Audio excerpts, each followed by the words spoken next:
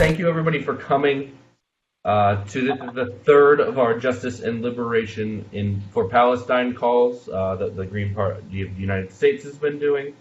My name is Chris Blankenhorn. I'm a vice chair of the Young Greens Education Committee and a co-chair of the Green Party of the United States. Tonight we're going to have Mazin Qumsiyeh from the Palestine Museum of Natural History speak to us about the interconnection between the environment and human rights in the Palestinian struggle. We're going to do a few introductions real quick. If you could just give us your name, your preferred pronouns, and your state, we'll roll through this pretty quick. If you're calling in, I'll try to use the first 3 numbers of your phone number to identify you. And so if you hear those, you can speak up. Once Professor Qumsiyeh begins his presentation part of this, I'll mute everyone so we don't have a lot of background noise. But when we open up for discussion, you can get involved in the discussion by, I'll say, ask for a stack. And if you want to ask a question or make a comment, you can say stack and your name. So I would say stack Chris, and we'll get you on a list and go from there. So I'll start off real quick. As I said, my name is Chris Blankenhorn. I am from Illinois. My pronouns are he, him, his. Next person is a 201 number. If you're a 201 number, go ahead and introduce yourself. Oh, yeah, my name is Rich Siegel. I'm in New Jersey. I was a Green Party candidate for local office a few years ago, and Mazin Qumsiyeh is a friend of mine. I stayed at his home in Beit Sahur in Palestine. And I don't think I actually understood your instructions as to how to participate, so maybe you wouldn't mind repeating them. Absolutely. So when we break for discussion, I'll say, does anyone want to be on stack? On deck. Okay. So that word sorry. didn't come through clearly. So stack, S-T-A-C-K, like a stack of names. Stack. Okay. S-T-A-C-K. Okay. Yep. So it really didn't come through clearly, but I got it now. All right. No problem. So then what's the protocol? I'll get you on a list and we'll go from there. We will tend to try to give some preference to people who haven't spoken. Oh, that's for me. You can eat whatever you things like that. But okay. Yep. And I will review that again right before we open for discussion. So next person, a 207 number. That's me. This is John Olson in Jefferson, Maine. I'm co-chair of the Maine Greens. Thank you, John. Next, I've got a 773 number. Oh, Hi. Well, okay, yeah, all right. Yeah, gotcha. 773? Yeah, hi, this is Natalia Sherman. I'm in Austin, Texas. I'm with the Young Greens. I'm a delegate to the Young Greens. She, her, hers. 801 number. Thank you, Natalia. Yeah, this is Dee Taylor. I'm the co-chair of the Green Party Peace Action Committee. Thank you for letting me be on this. Of course. Thank you for coming. 857 number. Nope. 857. Okay, next we've got Brendan Phillips. Hi, everybody. I'm Brendan Phillips. He, him, his. I'm from Utah. I am on the steering committee of the Young Greens and candidate for local office. Hi, everybody. Thanks for joining. Thanks, Brendan. Was that the 857 number trying to speak? Yeah, sorry, that was me. I was muted. So this is Adrian. Hi, Mazin. We met here in Texas. I am a member of the International Committee. I have been doing some other work around Palestinian solidarity and non-intervention in the Middle East at the local and state levels. And I'm a member of the Travis County Green Party. Over. Thank you, Adrian. The next three are guests. I know Diane, so I'm going to go to Diane. Hi, Diane Moxley from New Jersey. Preferred pronoun she, her, hers. And along with Rich, I had the honor of being able to stay with Mazin. I had a little hairy last evening in the West Bank, and he actually rescued me after having a little difficulty getting through one of the wall checkpoints. So, so it was a really good end experience to a little hairy evening that night. Yep. Thank you, Diane. I've got a guest three. It's a gentleman with glasses. Yep. You are muted.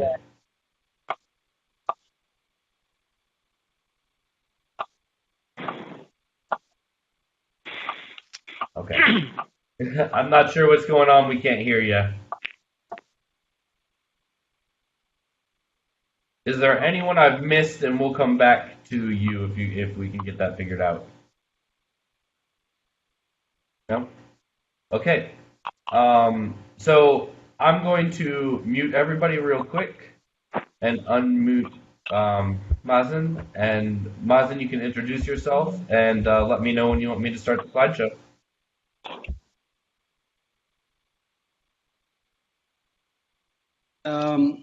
Thank you, everybody, for gathering together to hear a bit. And thanks, Chris, for organizing this and everybody. I am a member of the Green Party, even though remotely, so to speak, because I live here now. I am a U.S. citizen, but I still, and I left the U.S. in 2008, so it's been 10 years back in Palestine. Can you, Chris, put up the slides so that I can see them also? And you can move to the next slide.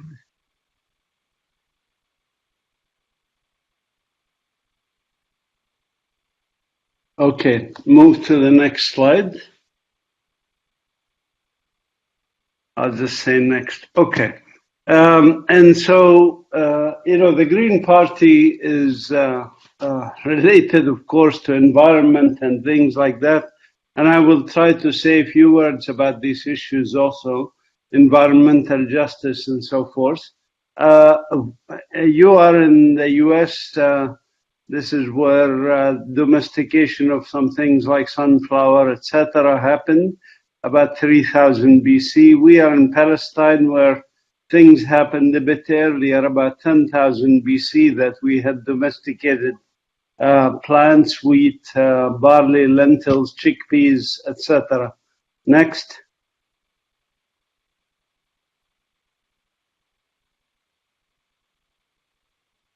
And this is the land called the land of Canaan, where our ancestors are the Canaanitic people, as they called themselves, for being satisfied. The word comes actually from being satisfied. And so they were pretty satisfied with what they had in terms of natural heritage. Palestine is actually very rich in resources, and the Palestinian communities that existed here in Lebanon and Syria, or the land of Canaan as it's called, were very prolific and successful farmers and herdsmen. Next. And next, these are the Palestinian or ancestors, if you want, reconstruction. Next. Next. And this is what we look like. Next. Next. And we have invented the alphabet that you use. The ABCs come from this part of the world, from Canaan, land of Canaan. Next. Now, the political problem that we have came to us from the 19th century in the form of an idea. It's called Zionism. And as you know, Theodor Herzl was the one who developed it into a political movement, organized it, if you like. And even though, of course, we, the native people, were impacted negatively by it, I would say Herzl was a good political organizer. I wish more of our communities can organize as well as Herzl organized the community for a particular action. In his case, the action was, of course, to develop a colony, and they set up the Jewish Colonization Association. And the idea was to transform Palestine, which is multi-ethnic, multicultural, multi-religious community, and make it the Jewish state of Israel. Next.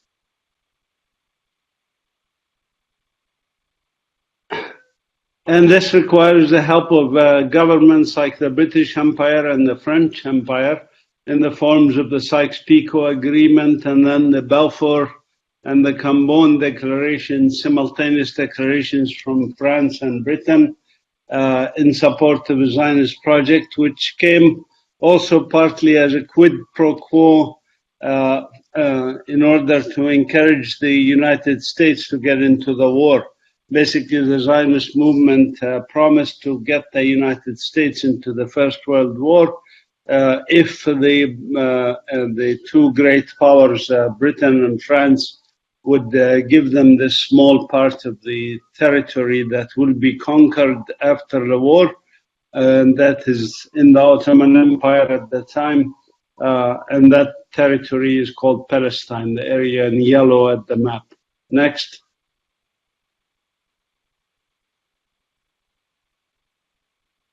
And the bottom line is Zionism as a political movement succeeded, at least partially, in ethnically cleansing Palestine.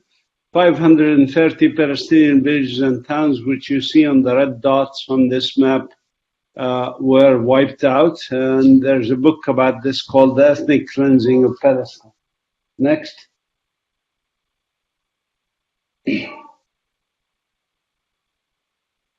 And increasingly, Palestine is shrunk into these areas that represent about 8.3% of the land. And we live in an apartheid system where we are, for example, I live in the Bethlehem ghetto, and I'm not allowed to go to the Jerusalem ghetto or to the Gaza ghetto or any of these areas. This is similar to what happened in South Africa under apartheid, although under apartheid in South Africa, the land for the black people was roughly 11.5%, so a little better. Next.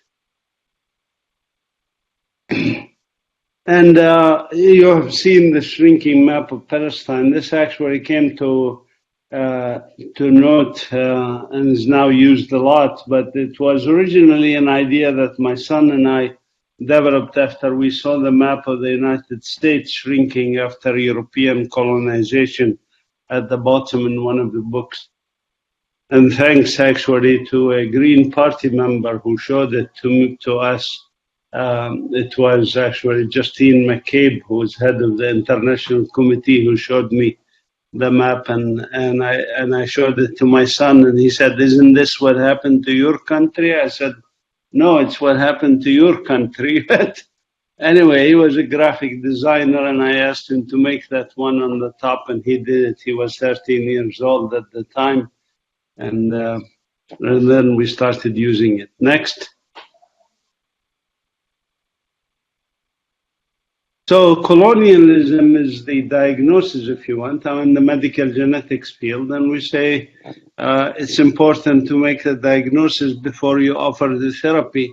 But also diagnosis helps you basically see all the symptoms clearly and understand what's going on in terms of the issues like violence, like ethnic cleansing, like destruction of the lives and livelihoods of the native people, like the propaganda that's used in colonialism, things like, we are defending ourselves, circling the wagons, etc. This is all makes sense and common sense in such systems. Next.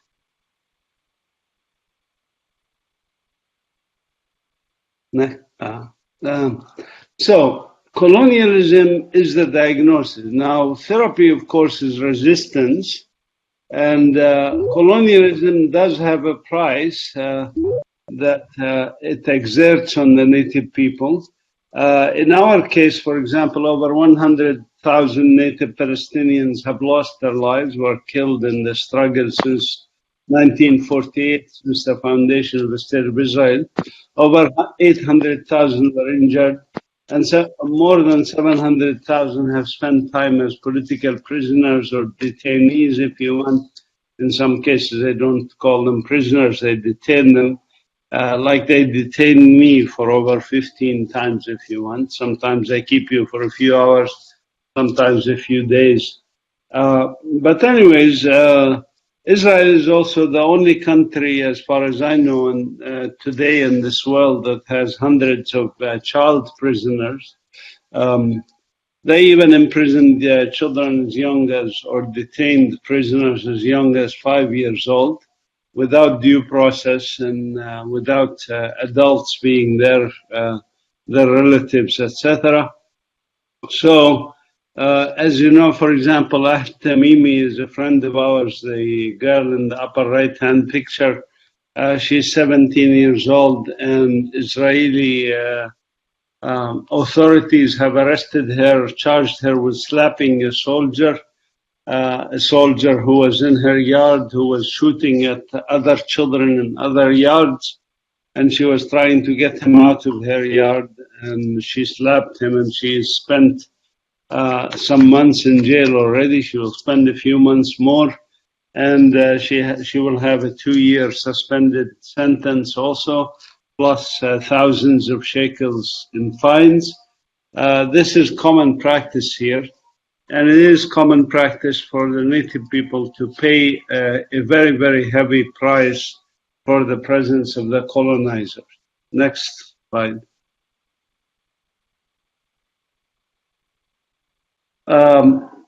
Even in terms of people killed, there were both native people killed, but in our case, unusually also some internationals who were killed. For example, you know, Rachel Corrie was killed. She was 23 years old. We knew her here. I am now in the village of Beit Sahur, by the way, where the international solidarity movement was started. And Rachel came as a member of the international solidarity movement.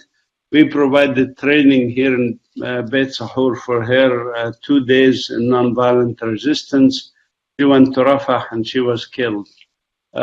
She was a student at Evergreen College in state of Washington, but her family was at the time in North Carolina, where I was, in Duke University. Next slide.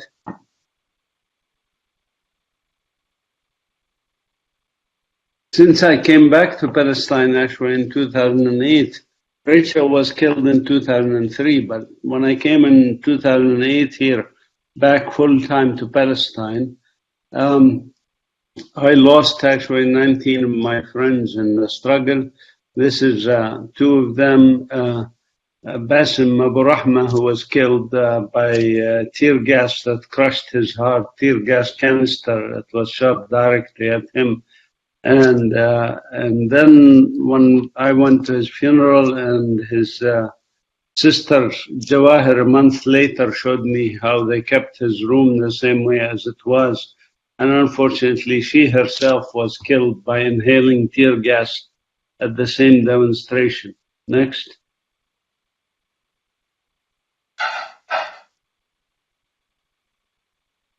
And this is the last friend of mine that I lost, who was very he was actually very interested in environmental issues, worked with me on some field trips around his village of Al-Walaja, where we studied nature and the environment there. He was a pharmacist, and he was a young person who I met when he was 21 years old, and he was killed when he was 29 years old and 28 years old. And here he's wearing a T-shirt that says boycott, divestment, sanctions. I had given him this T-shirt.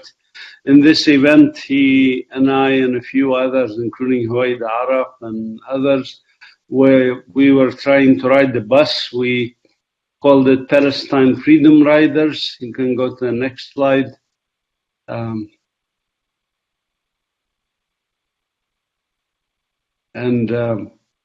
at that time, you know, we were trying to ride the bus to get to Jerusalem, because me as a Palestinian, I'm not allowed into Jerusalem. And you see here, when I was arrested a number of times, even the T-shirt I'm wearing up on the upper right-hand corner, it says, "Got human rights, Palestinians don't."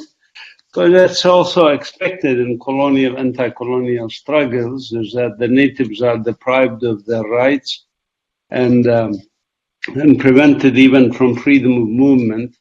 Even with my US passport, I'm not allowed into Jerusalem. Next slide.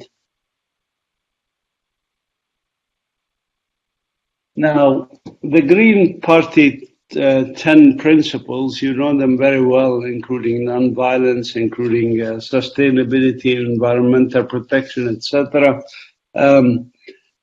You know, there is also the UN 2030 goals, which included things like thriving lives and livelihood, sustainable food security, sustainable water security, universal clean energy, healthy and productive ecosystems, and governance for sustainable society. This is similar basically to the Green Party principles, which were articulated much earlier, of course, than the UN articulation.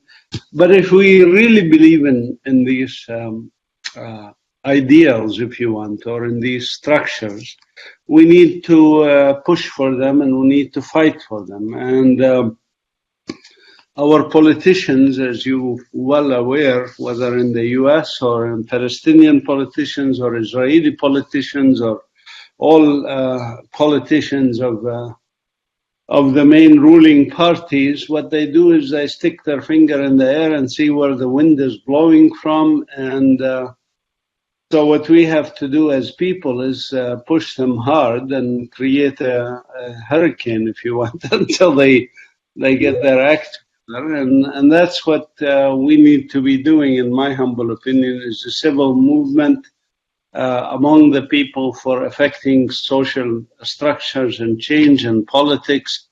And this is what I have been doing for the past 40 years of my life, basically. And I was doing it in the US, and now I'm doing it here in Palestine. I still occasionally come back to the US and help out a little bit there, but that's what I think we should be doing. Next.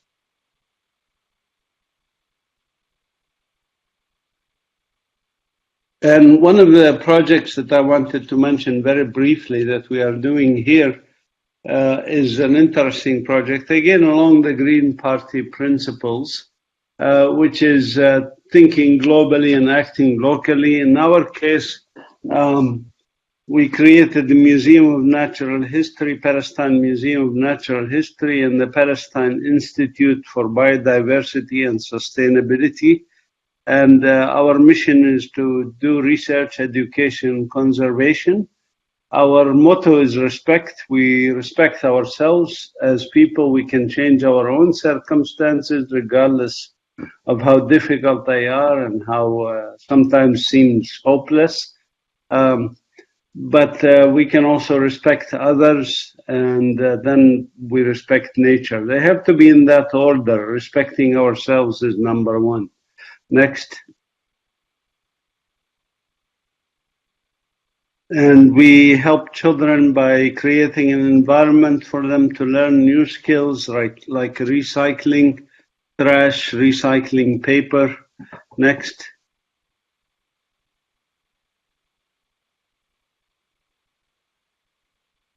Next. And this is the kind of activities that we do with children, is to get them to explore and love nature, love the environment. Next. So I think I wanted to basically speak very less than what I usually do, because I also want to have a discussion with you on issues of mutual interest and importance. So the presentation you saw is a kind of my canned presentation that I give, that give an idea of our philosophy here and why we do it. But I really would like to hear from you as to what we can do together and how we can move forward together to, as Howard Zinn said, this, at least to try and stop this crazy spinning world from going down the hill. We face unprecedented challenges. A lot of it has to do with what's happening in the Middle East. The conflict, the reason the US went to war in Iraq is because of the Israel lobby that pushed it to go to the war in Iraq, which cost US taxpayers $3 trillion and thousands of lives of Americans, plus, of course, over 1 million Iraqi lives. But as a species now, we face a huge challenge.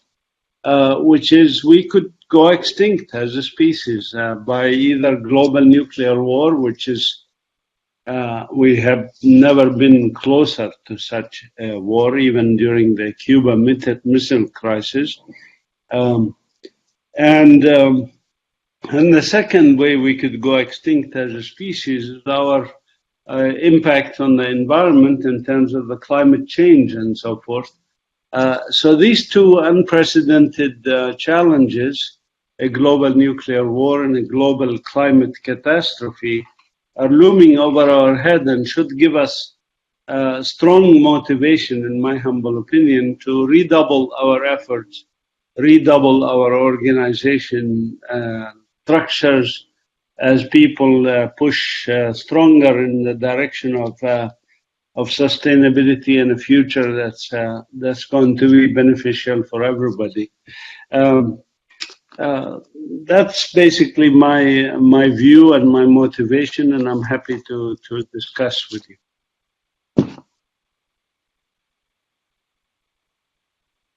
Great. Thank you so much. Everybody is unmuted. So real quick, if you would like to ask a question or make a comment, say your name and stack, STACK, and I'll get you on the list. I may ask for some repeats and things like that, but I'll do my best. So does anyone have any questions or comments? Rich Siegel, stack. Okay, I got you. Anybody else? I'm going to put myself on. Go ahead, Rich. Oh, hi, it's Rich Siegel here in Teaneck, New Jersey, and hello to my brother Mazin, and thanks again for having us as guests in your home.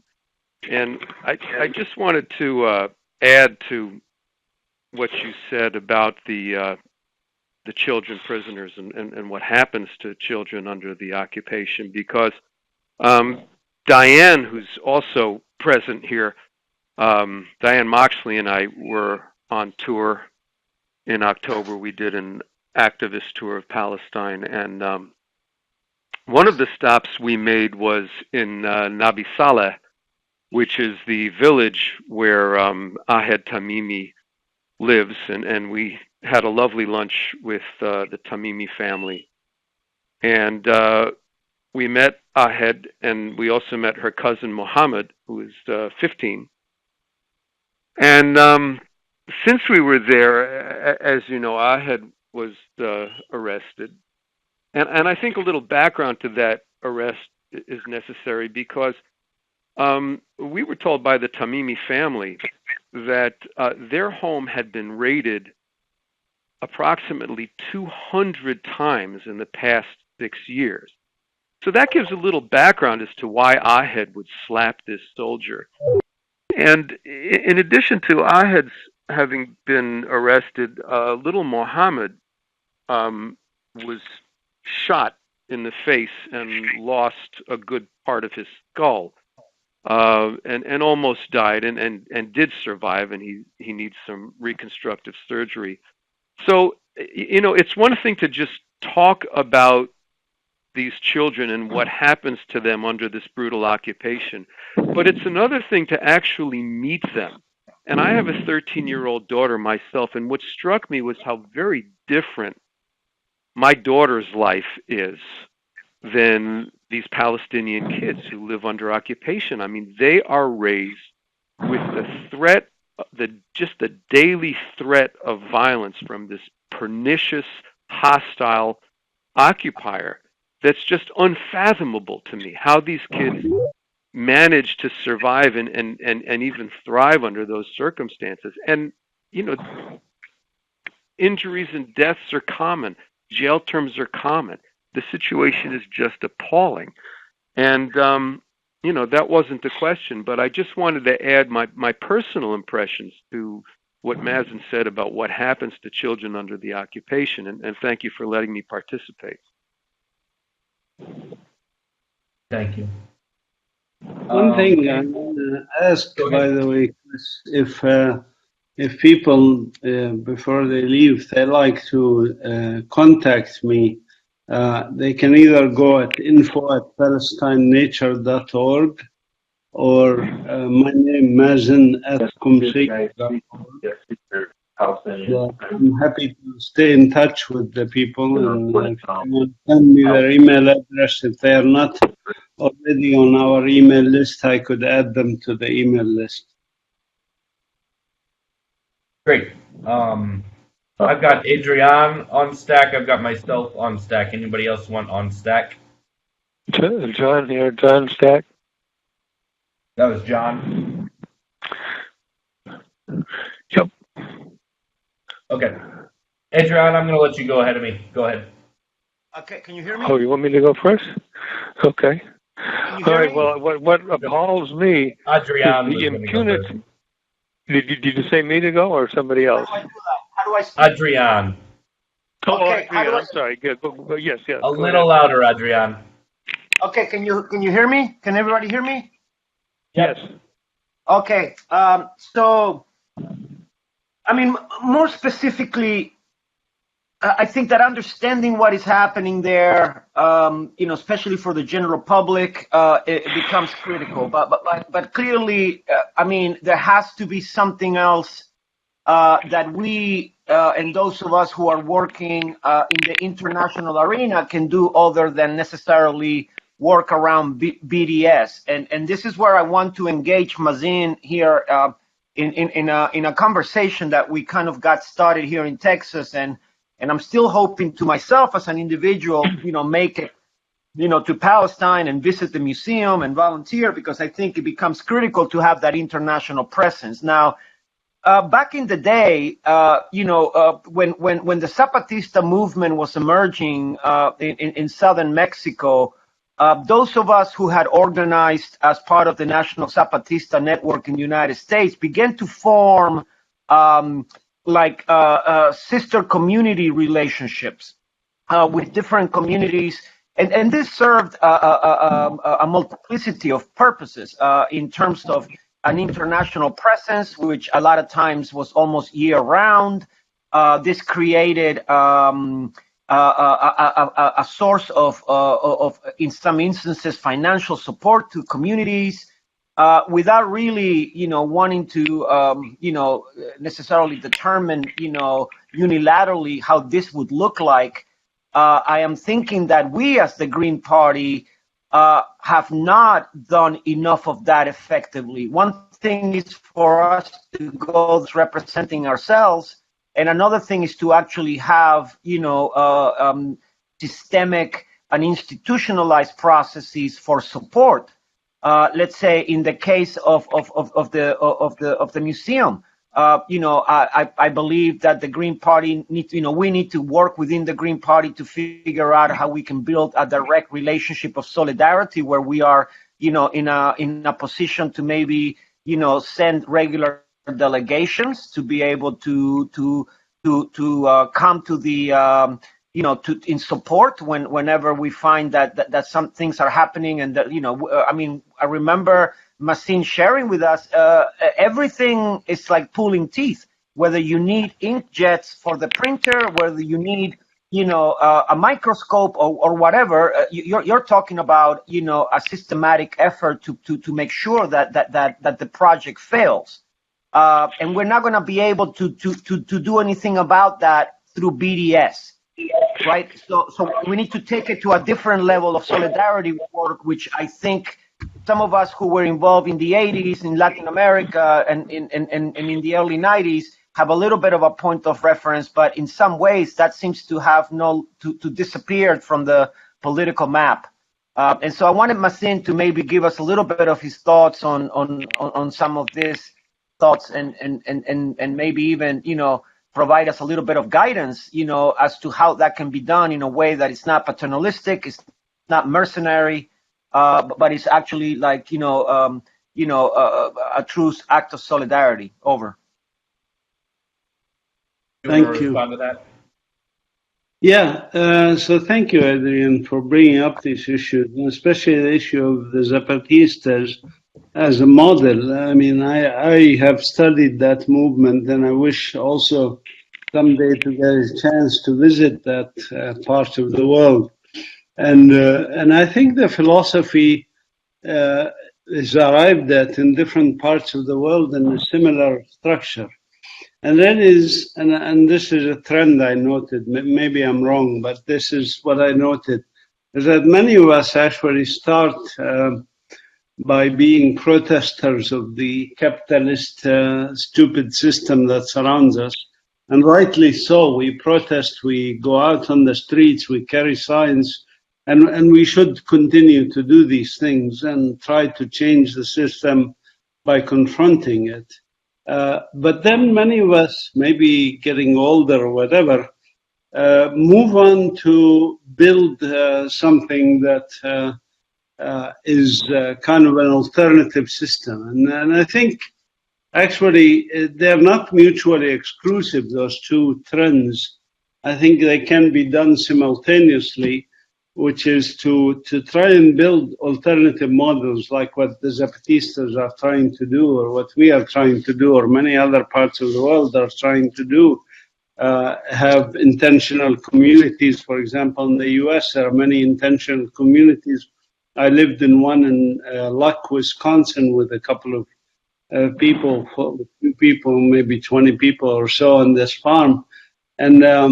And so there is these kinds of programs, and what we need to do, I think, to strengthen this movement, we need to network them more.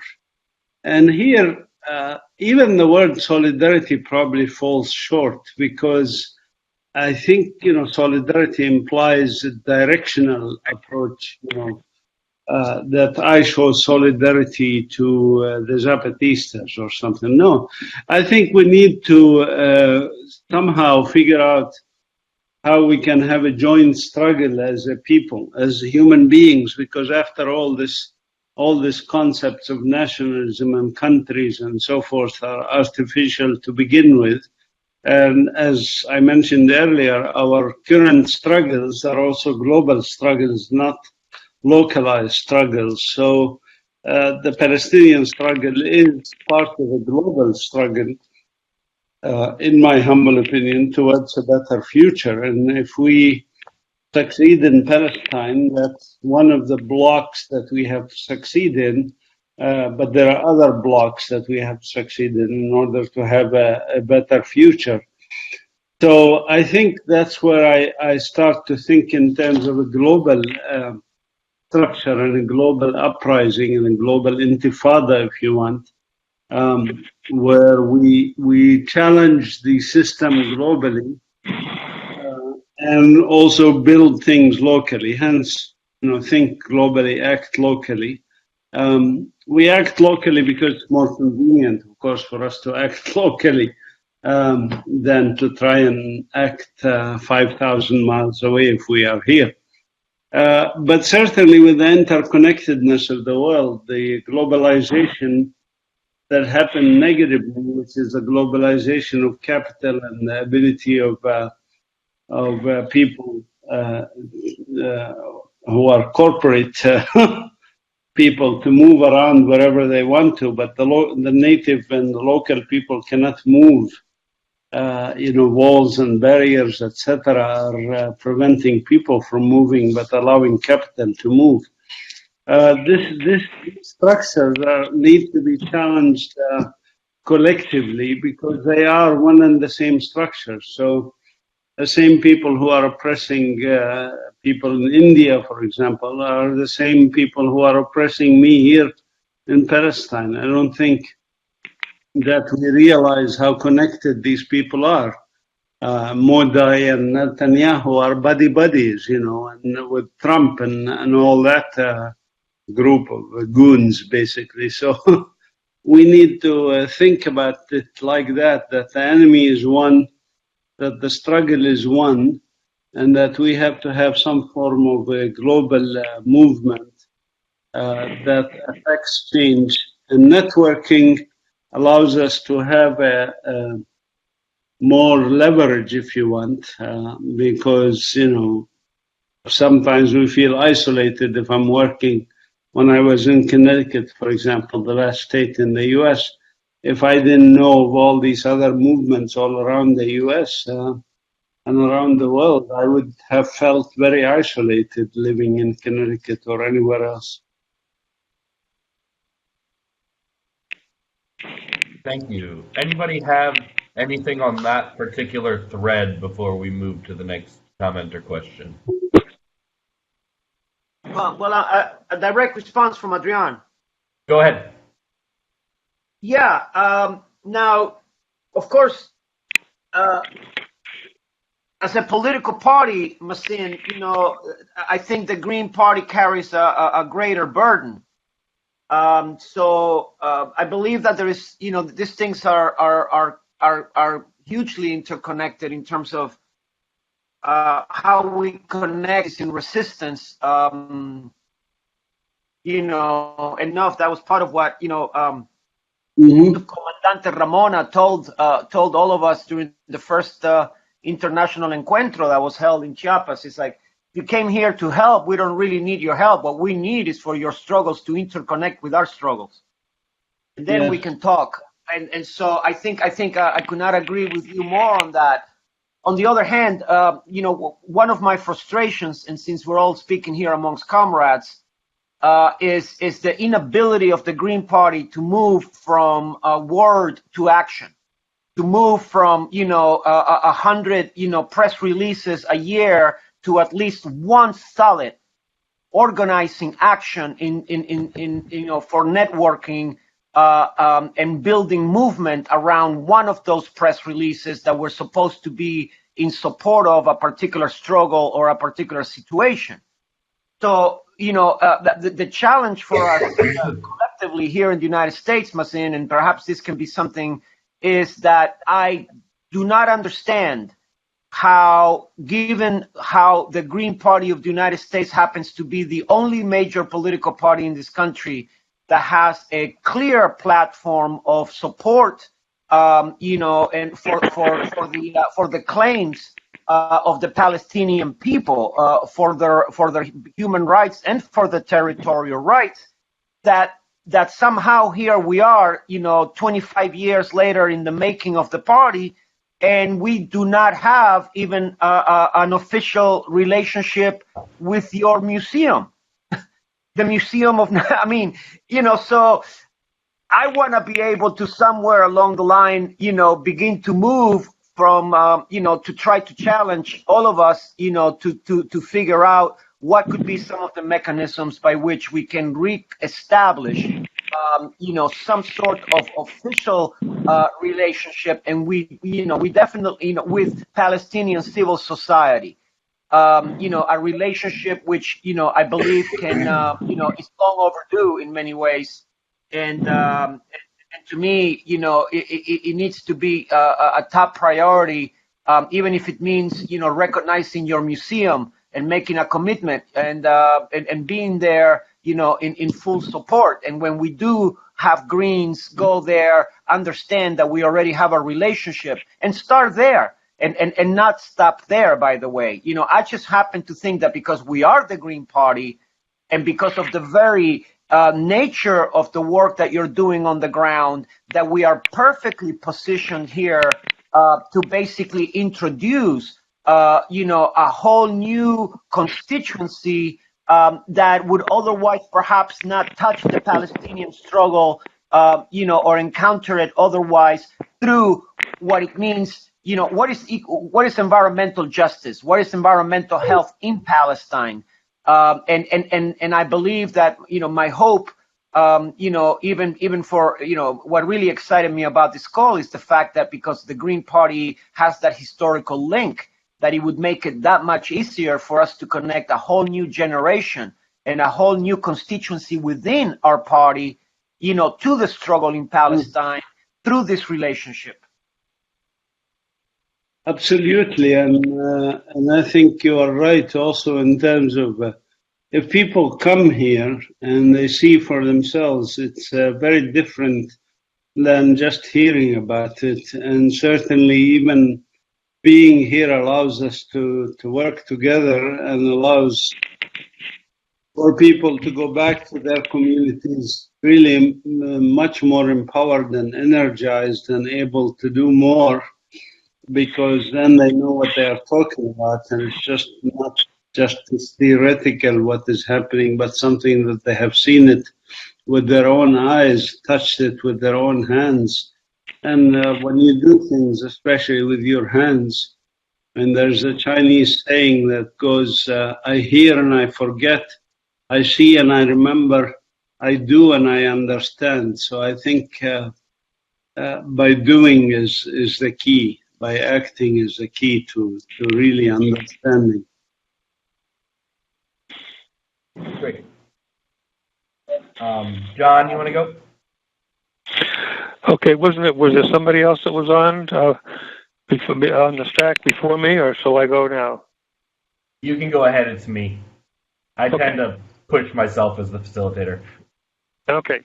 Well, first of all, what outrages me the most is the impunity with which Israel is getting away with basically genocidal attacks on the Palestinians, and especially even now, picking people off with rifles who are unarmed, as if they were shooting, rabbits or goats or maybe some animal they're going to take home to eat, like a deer or something, and they treat it like it's a sport. And you know what that reminds me of? Any of you have seen Schindler's List, which was the movie that Spielberg made about the rise of Nazism in Germany in the 30s and into the 40s. Well, this kind of attitude is exactly the same thing that was going on against the Jews in Germany in the 30s, before they had the actual, the concentration camps that basically starved everybody and then gassed them. But they would just, randomly shoot people and then brutalize them and humiliate them. It's the same thing. And I think that what the Green Party can do is to point this out emphatically to people in Congress, to the media, and get them to get off this sense of impunity. Whatever they do is okay. So similar to, like when the police are shooting unarmed black young men here in the U.S. They get away with it. It's impunity. It's absolutely outrageous, and we got to call it such. And it's basically a slow motion genocide. And so I would say we go to Congress and we go to individual Congress people. We go to media, and have sit-ins or just go and not necessarily yell and scream, but just make the point emphatically. Look, this is what's happening. You're failing to cover it. You're failing to deal with it in policy. and we are absolutely outraged. Okay, another last point here is the profoundly dishonest use of the phrase anti-Semitism when people criticize Israel. Whenever they do that, we got to tell them, you're being dishonest. Criticizing Israeli policy is not the same as being against Jewish people, individually, or recognize their rights to existence as human beings. So all of these things. So Adrian, to get back to your point about action, that's what I would suggest is congressional people in whatever place we're at, and also media. And we know, of course, the media is infiltrated by people from the intelligence services. But we can make them feel uncomfortable and perhaps even get some results. So that would be an action thing that could be done by the Green Party. Thanks, John. I'm glad you mentioned the issue of the police. This is something that I was impressed at Durham City in North Carolina, where I was living for a while, because I taught at Duke University, became the first U.S. city to actually ban its police from going to get so-called militarization training from the Israeli military. Yes, very good. Something we need to be talking about more in the U.S. That the police started when they shoot black people in the face and the hand, really in ways that how did police become such militarized in the U.S.? It has directly to do with this struggle here, because and it is intentional, by the way. It's intentional to inculcate in the police racism and structures similar to what colonizers behave against the native people, to train the police to basically, treat anybody like a terrorist, regardless of who they are. In our cities, and people standing in their backyards, like happened to many people, and then in the street, anybody who looks different is shot, basically, and this is unprecedented. And Israel is providing this training to American police in meticulous, well-structured programs, and the reason for that is they wanted American police to become basically racist against Arabs, blacks, anybody else, and support capitalist, working structures that, the world is changing partly due to automation and so forth, is that the capitalists are able to get rich and richer, the poor get poorer, and the only way you can keep the poor masses, so to speak, from rising up and challenging this is through militarization of police. And this is what happens, and I think this needs to be challenged. So I am glad you brought up these issues, and I agree with you 100% on the other aspects you brought up. Great. I've got myself. Anybody else want on stack after me? Ken Sanders stack. Okay, I've got you. Anybody else? Brendan stack. Is that you, Brendan? Gotcha. Okay. I'm gonna stop pushing myself because that actually moved into one of the two things I jotted down. So it'll transition a little smooth. But every time that I hear conversations, every one of these calls we've had, something that consistently pops into place is the importance and the role of the legal system and law enforcement in enforcing these types, of genocide and ethnic cleansing, the colonization behaviors, I think is how you described them.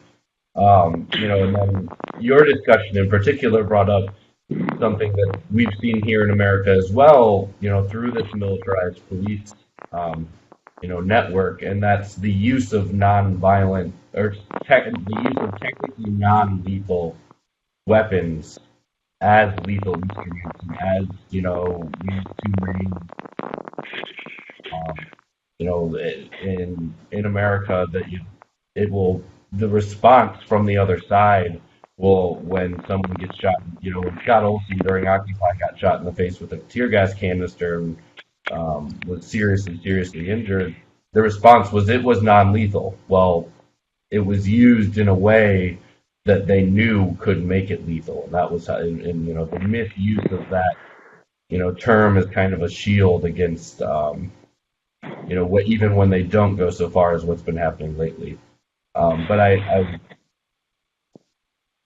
every call has very much popped up, the role of the legal system and what is lawful being abused to enforce these colonizer behaviors. And I want to know if you could go a little deeper into that.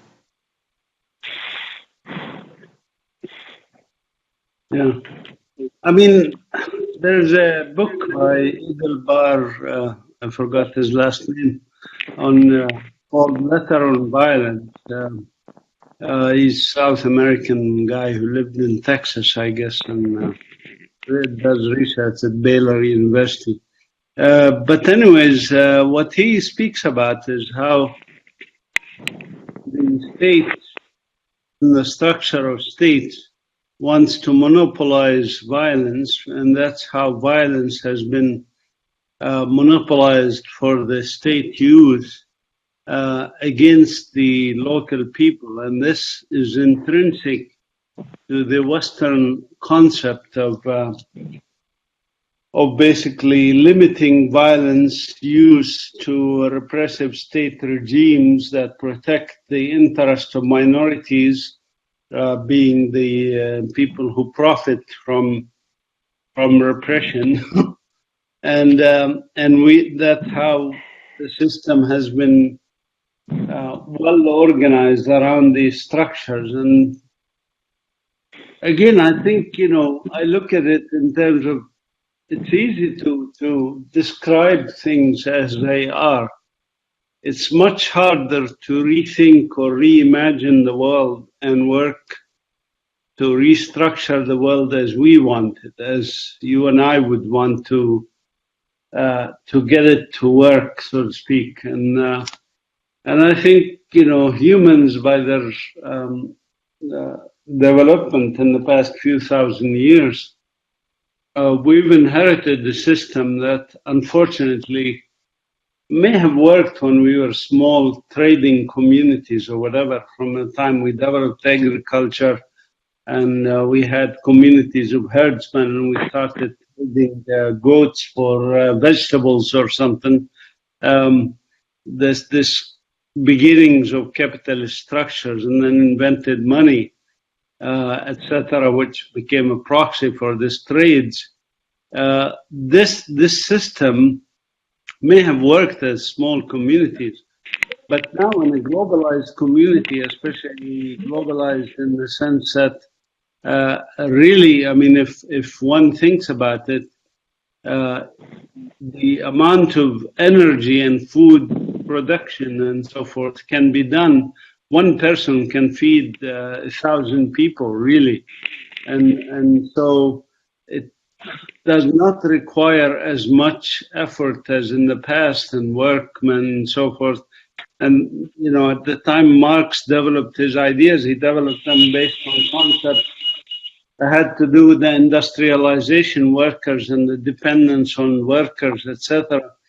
Nowadays, the world has changed, and we need to reimagine a world whereby the most important thing is that the resources of the world and the technology that's developed in this world, technology that allows us to produce food more efficiently,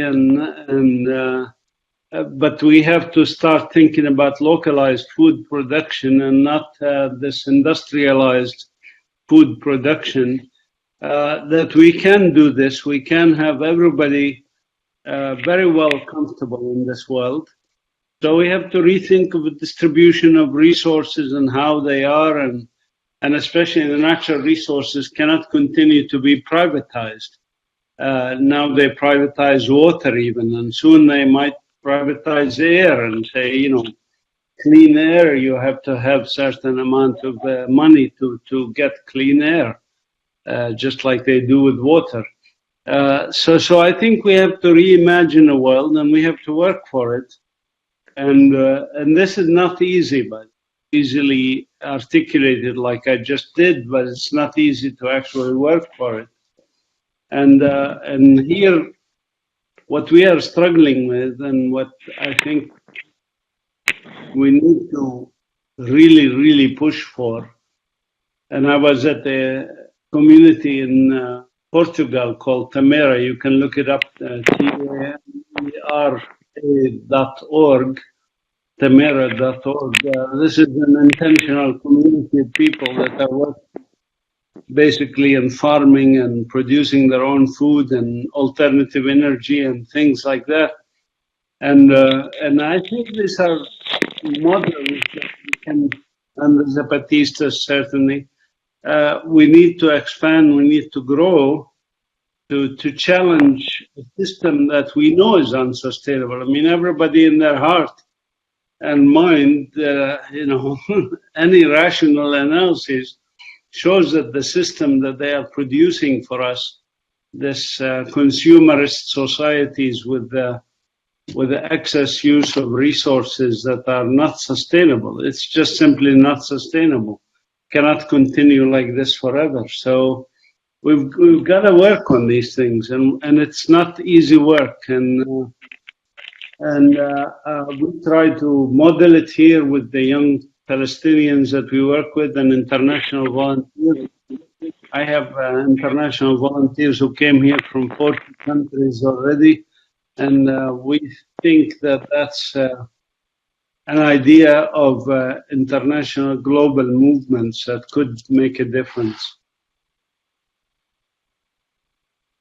Great. I've got Ken next. Go ahead.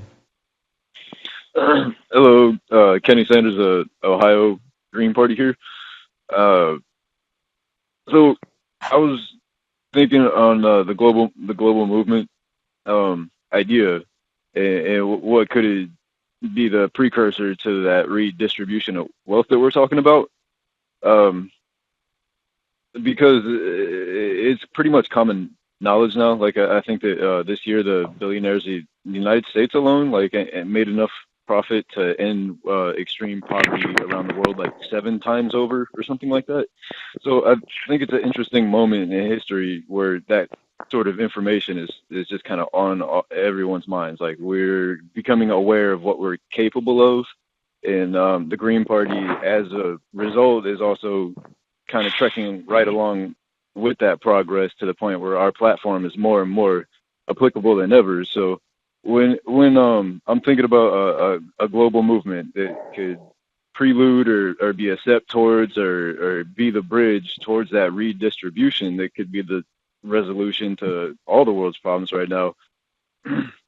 I'm thinking on the premise of the Green Party also, if we were leading with the world on a movement towards peace, and to sound cliche, for world peace, but to just kind of commonly recognize that the world has been more at peace than ever in modern times. There's more people on the planet than ever. There's less war than ever. If we were to commonalize the idea that war is a fading business right now, and as what we are capable of becomes our oversight over what's happening with the wars, and with the Green Party's address of the Palestinian struggles, I wonder, could we insert world peace as our common goal that we all lead with, and that be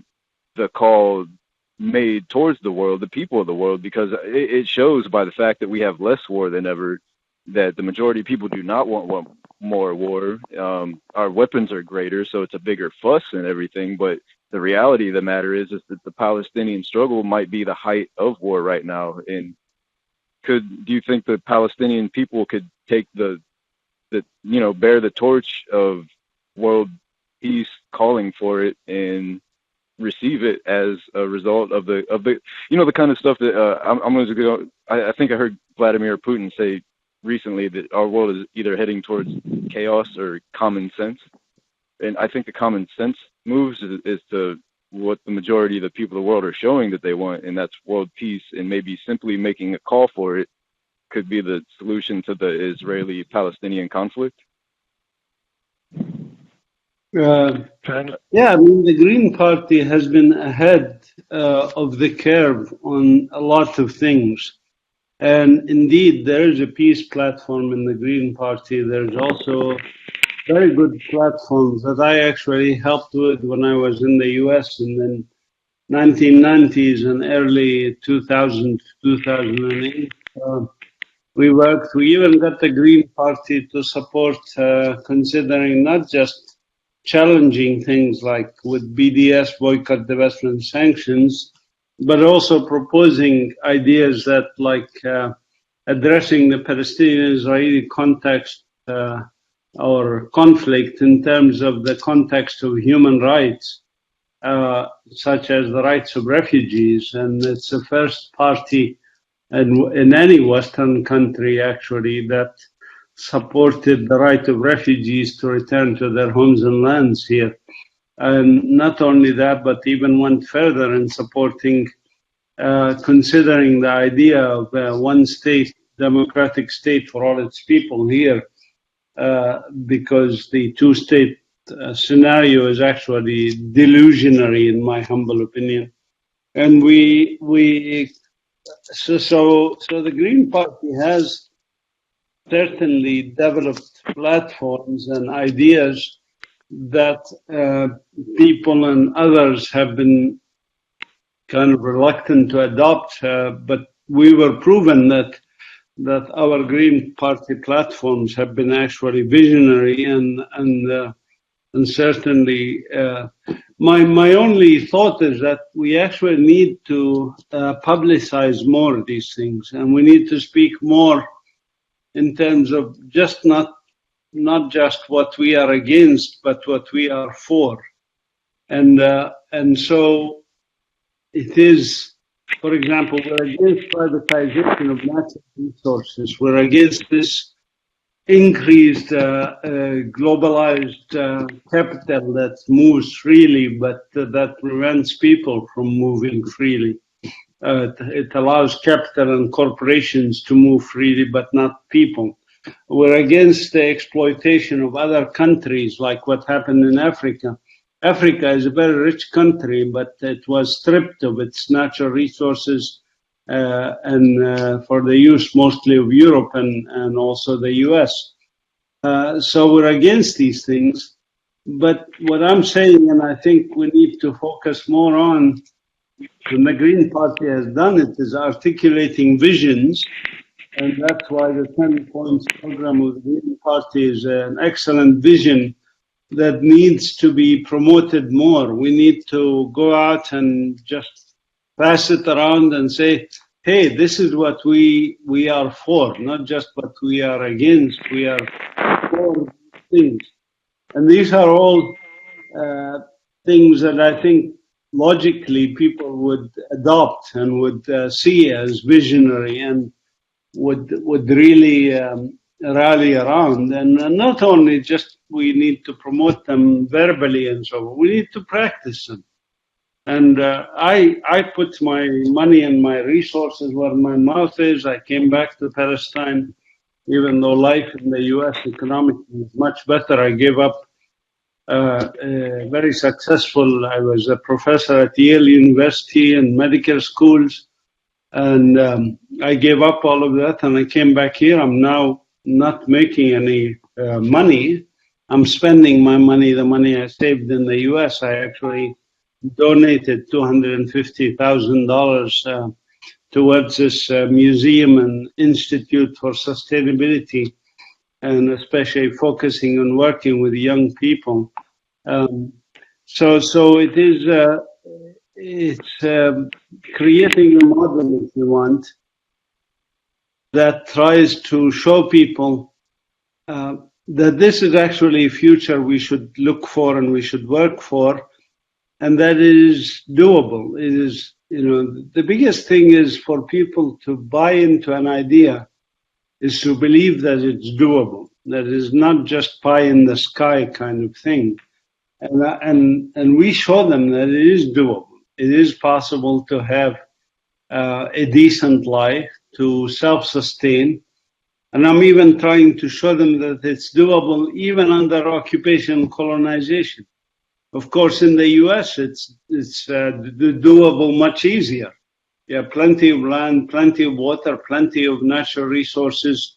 You can do it even in small community farms, etc. Palestine is a bit more difficult, but still doable. We have aquaponics here. We're doing aquaponics and aquaculture and permaculture in our garden, even at the museum, even though we don't have a large amount of land. So it is doable. It is a vision, which is the vision of the Green Party, as I said. It's just a matter of pushing harder to implement it on the ground everywhere. Great. I've got Brendan. Anybody else want on stack after Brendan? Go ahead, Brendan. All right, thank you. So I have a question.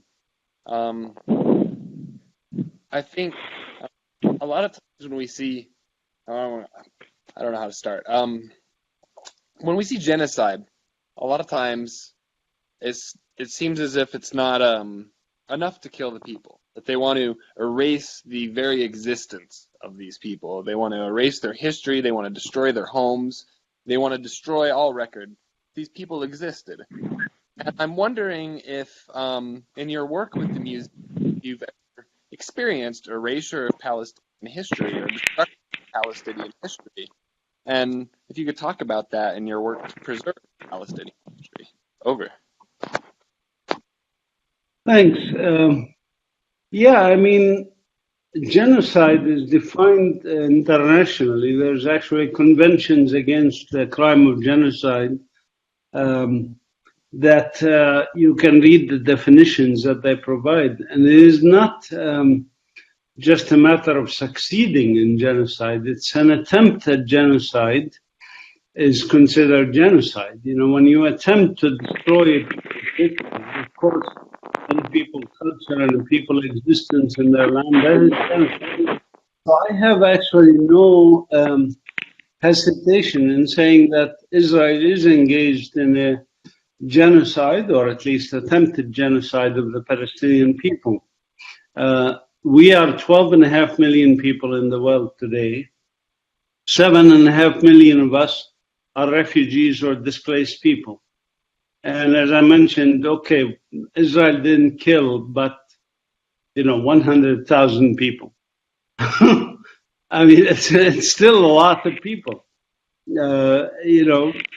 And unlike, for example, the killing that was done in Iraq by the US, by the sanctions, and then by the invasion of Iraq, there's a slight difference. The difference is that, okay, the numbers are more in Iraq, but the US was not interested in obliterating Iraq, so to speak, as a society, as a country, as a civilization called the Iraqi civilization.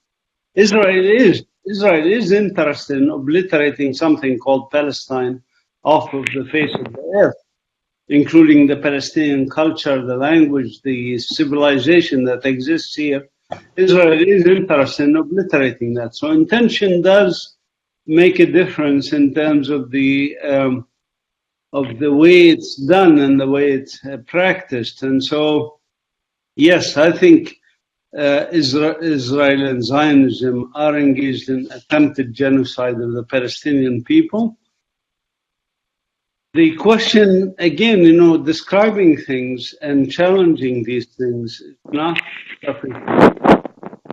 We have to reimagine. So what is our imagination? So we say And this is something I'm proud to say I helped in the between the years 1998 and 2005 in moving the Green Party towards thinking about it in the U.S. when I was in the U.S. is to say we don't want to just say Zionism is a terrible idea that the idea of transforming Palestine from multi-ethnic, multicultural, multi-religious society into a Jewish state of Israel is a bad idea and a genocidal idea at that. But we also want to do something else, which is to imagine what is the future like. And the future for colonial, anti-colonial struggles, there's one of three possible outcomes. There's the outcome that, or the scenario, if you want, the scenario of Algeria, which is not going to happen here, where the colonizers pack their bags and go.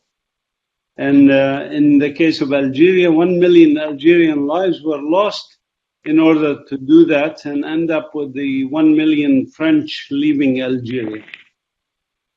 That's one scenario. The second scenario is genocide of the natives that is almost complete.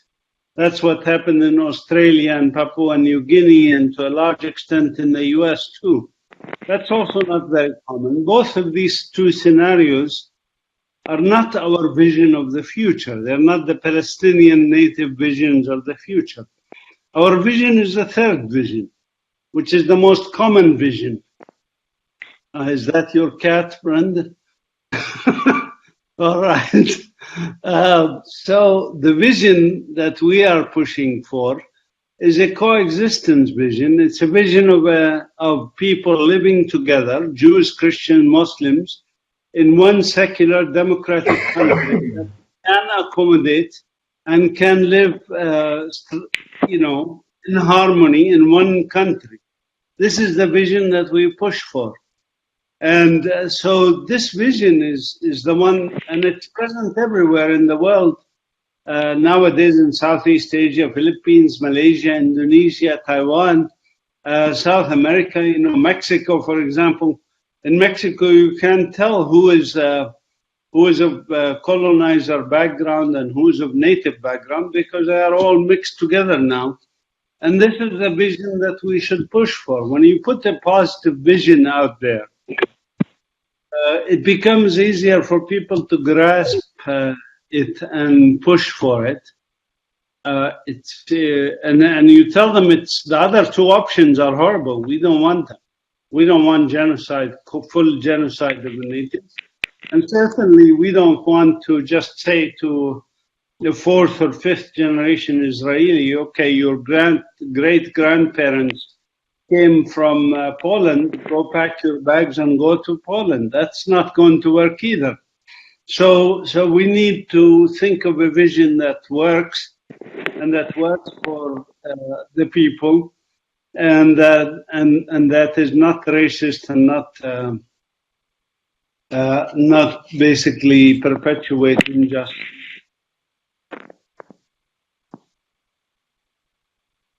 Hey, anybody want on stack?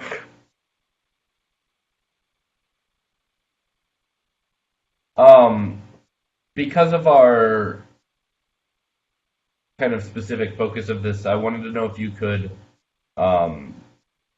quickly highlight how, at least here in the U.S., what we refer to as environmental racism and how it manifests uniquely, in this relationship struggle. Well, I'm glad you brought that up. Actually, I meant to talk about this. This is very important that we have to challenge these systems of oppression that include environmental injustice. I'll give you just a quick couple of examples. Israel, when it destroyed 500 plus Palestinian villages and towns, it uprooted the olive and fig trees and almond trees and planted European pine trees to hide these villages that were ethnically cleansed.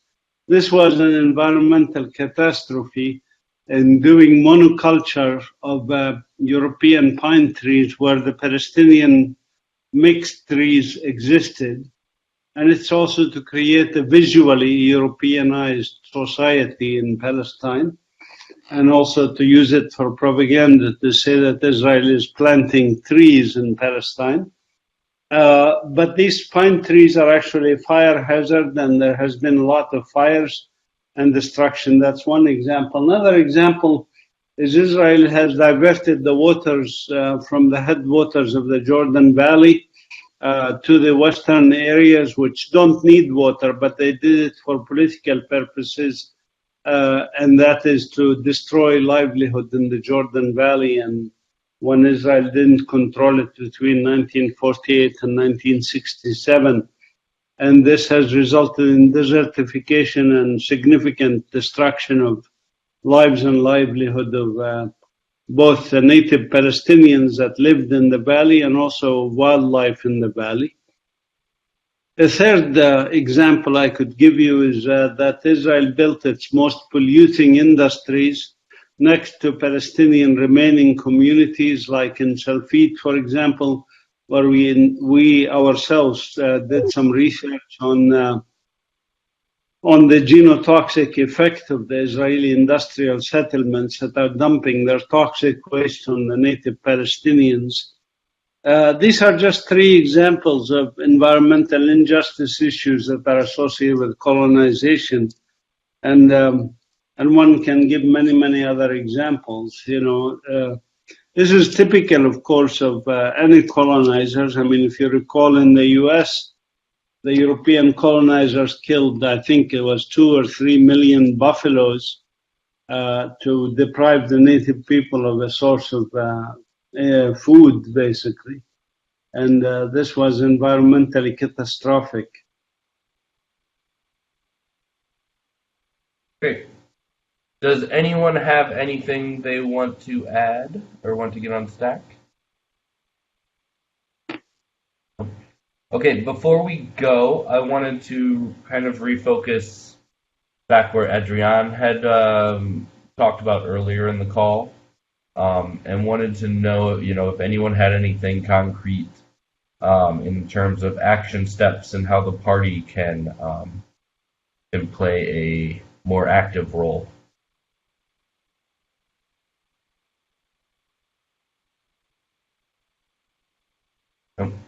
Mazin, do you have any suggestions? Having experience, been in the party here, and now. Well, Adrian mentioned something that I think was important, which is that the Green Party could take on certain projects, and I'm not just talking about our project. Certainly, we would love for the Green Party to send us some volunteers here in Palestine, some visitors to Palestine, but you could do the same thing in other parts of the world. And it's again to increase global solidarity and to allow people to see each other and network with each other across this globe. And we would love to do that. We would welcome any Green Party member from the U.S. Our volunteers, by the way, we provide them with lodging and food, and they are welcome to come here. So it wouldn't be that costly for any of those on. You can publicize it in the Green Party if you want. That here's an opportunity to come and volunteer in Botanical Garden, Museum of Natural History, Institute of Sustainability and Biodiversity, that's trying to live by the 10 Green Party principles. We can even dedicate the section of the garden for the U.S. Green Party and develop it in that sense.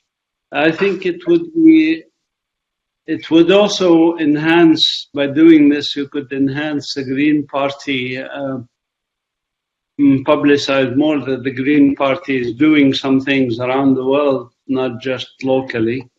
And I think that may be something positive that can be done, not very expensively and very easily. As I said, what we need is time and people willing to buy their tickets from the U.S. to Palestine.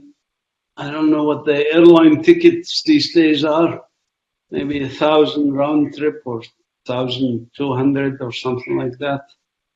And then that's about it, a couple of hundred maybe for pocket money, and they could come and stay here with us.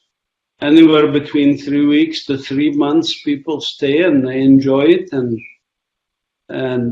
it's it's an important action, I think. Adrian Stack. Go ahead.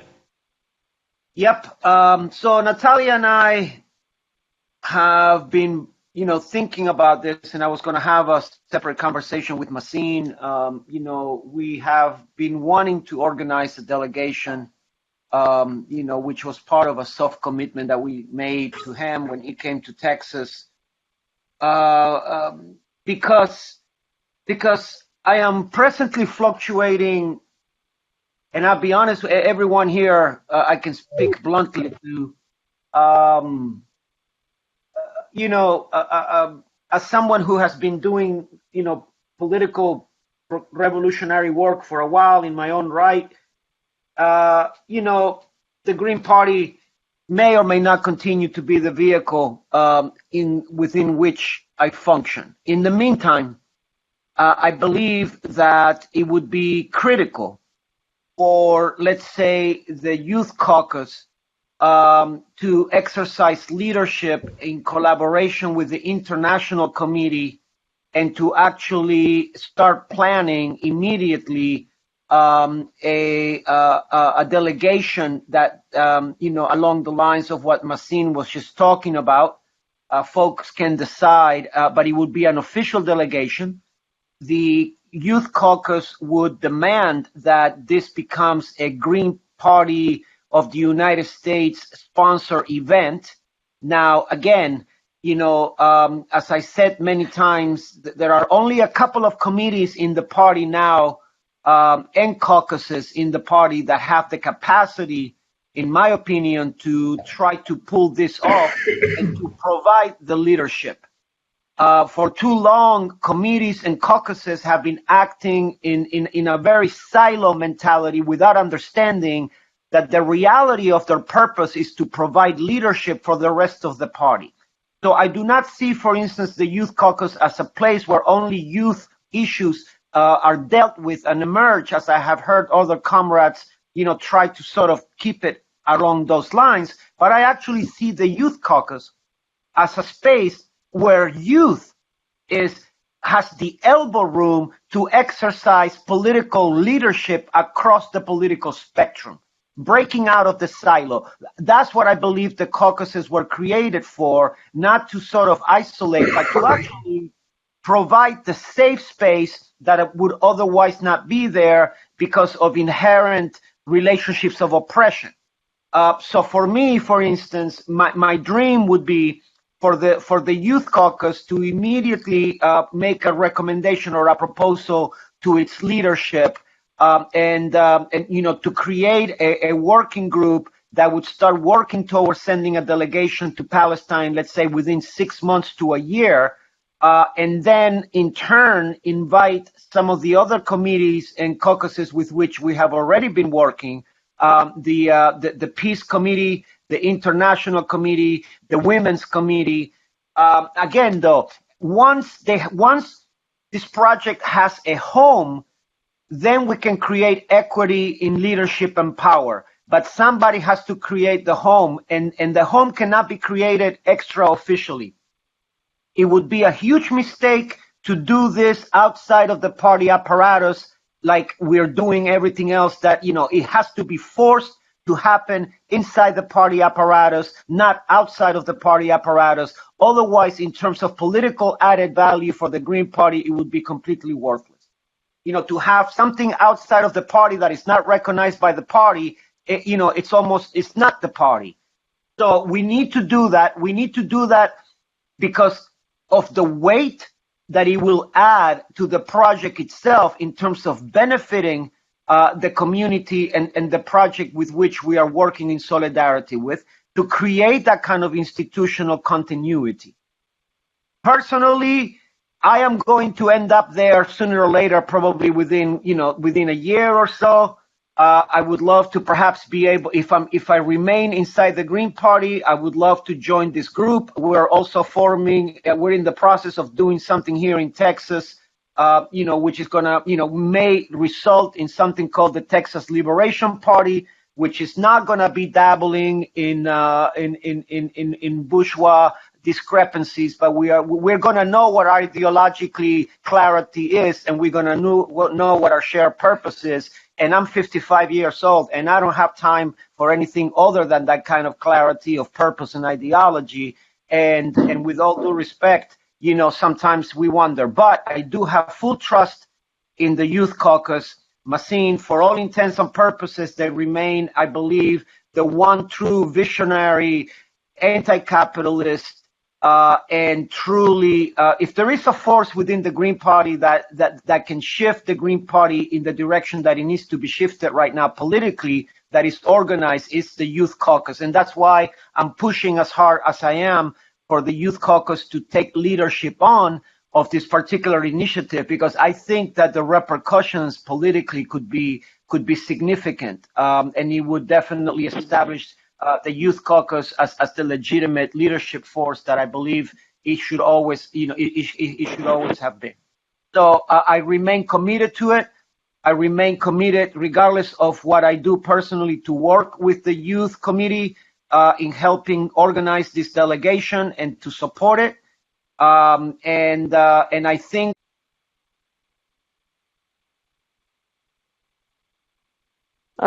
strive to become a leading force in the party and not like an insular entity in the party. And I think this will be a great opportunity to start doing that. And I just also wanted to say thank you so much, Mazin, for coming onto the call. I know I haven't really spoken yet, but it's been a rough day for me, but I've been listening to everything you've been saying, and I just think it's so important to have you talking about these issues with us and educating the Green Party. Over. Thank you very much. It's sunrise is coming up here. It's 5:30 now here in Palestine, or 5:50. So life goes on, but I agree with Adrian. I agree with you. We can take some actions, and sometimes a small action is better than 1,000 words of protest. And I really, as I said, we welcome you to come and visit with us, stay with us. Life is a lot, in my humble opinion, a life well lived is a life that involves communities and involves working with communities. And the one thing I found that is really encouraging for me is how much there are people who care and who want to do the right thing, the discussion, for example, if you heard Adrian kind of hesitant kind of thing about the Green Party, it's an issue of discussing of strategies. What is the best method? We all have this. We all share the same goals.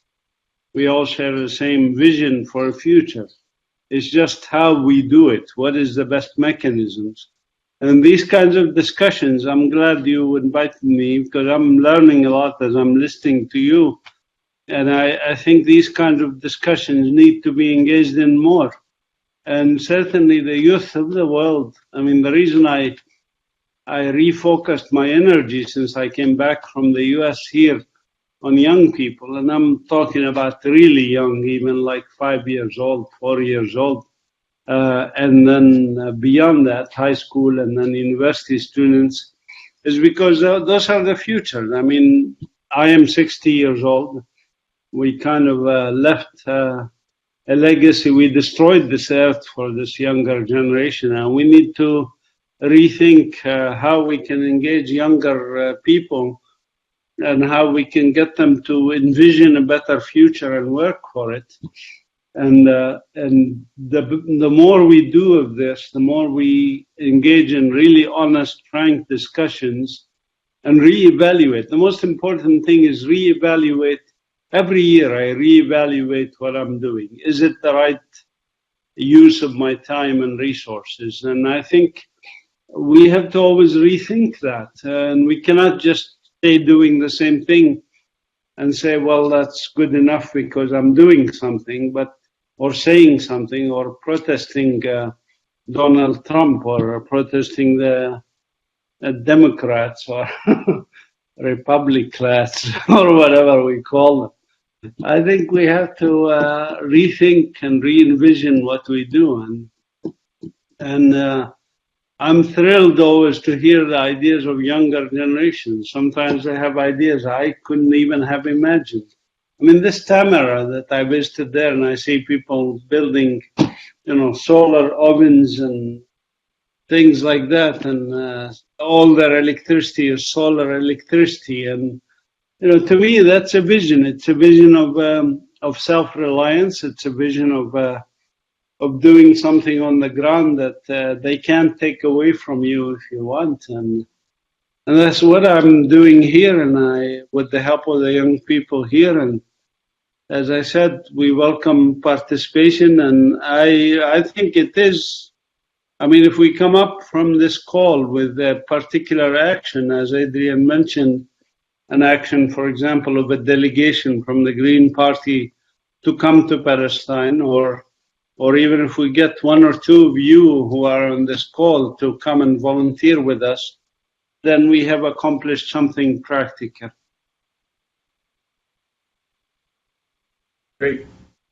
Does anyone have anything else before we go? No? I'll go back to sleep then. Thank you so much for coming on. Right. Thank you for waking up before the sun was even up. Thank you. Take care. All right. Have a good night, everybody. So this is Adrian. So I think we should at least Chris, perhaps you and Brandon and Natalia who are here.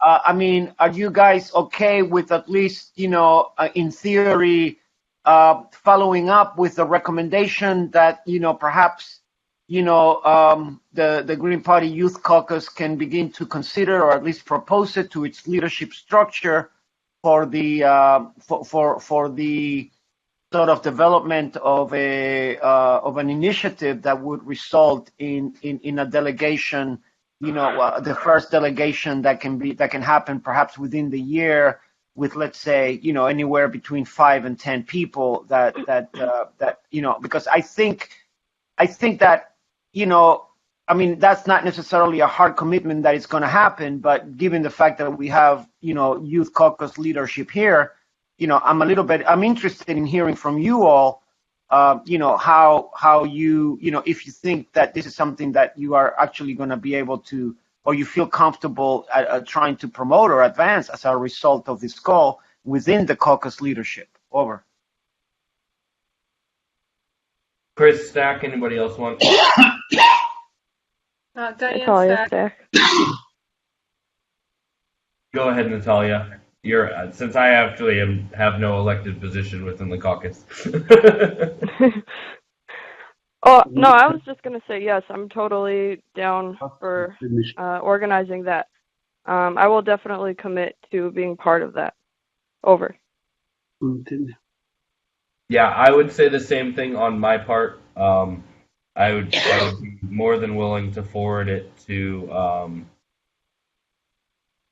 our leadership and try to get that thing formal, a formal push for an actual delegation, and having just planned an international trip, or being in the process of it, I can say that, if coordinating with Mazin and, other people on the ground, the party can act to help, help people with those plans.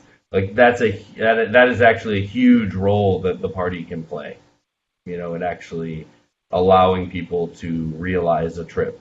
So I would definitely be committed as well to, pushing it forward. And I don't personally see any problem or any issue with the caucus, being a driving force to push behind that.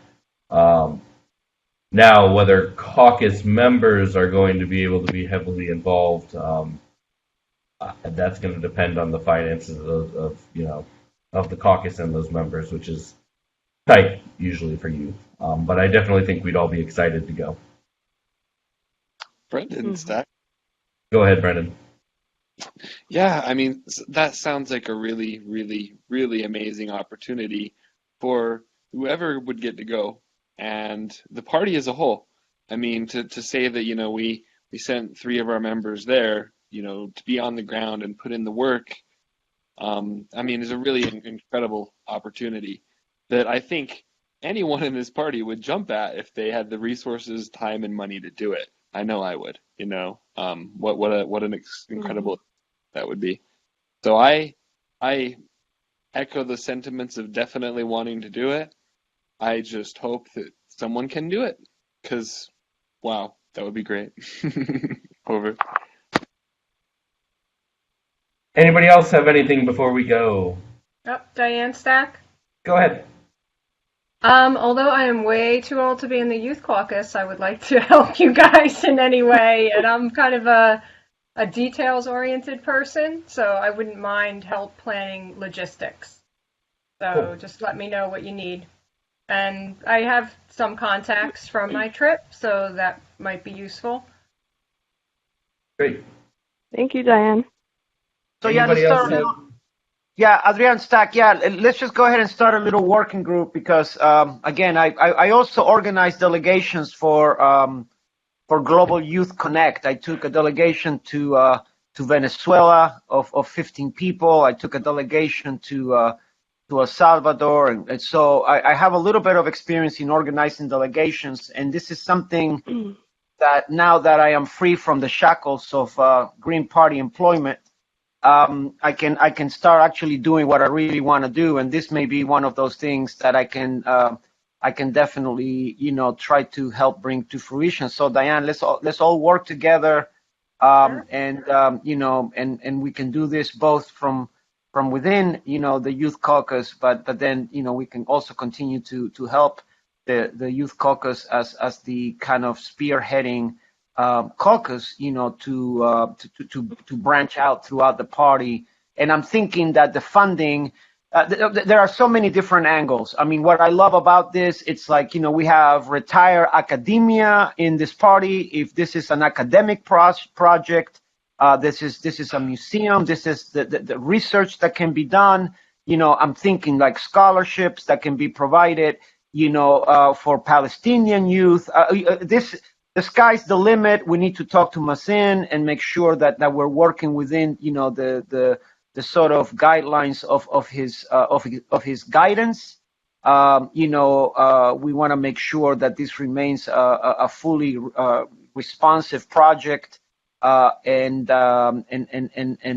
not one that is in any way, form, or fashion opportunistic or mercenary. But I think we can definitely deliver something real good here that has not been done in a while, within the party, or that actually a lot of organizations in the country are engaged in. So I think it would benefit everyone involved. Over. Great. So let's get people together and get a working group started to try to get this rolling. Anybody else have anything before we go? Nope. Thank you very much, everybody. Thank you. Thank you so much again. It was great to have you on. Great for you to take the time to talk to us. Thank you. Bye. Good night, everyone. Good night. Good night or good morning.